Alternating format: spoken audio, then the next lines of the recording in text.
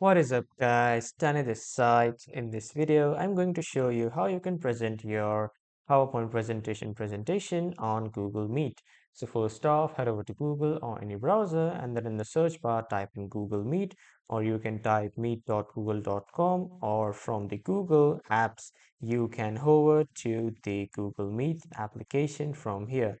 Now after coming to the Google Meet, I'll just start an instant meeting, and after starting an instant meeting, you have the icon of screen share.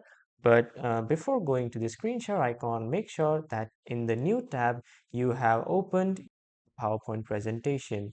Yes, guys, you need to open your PowerPoint presentation in the new tab.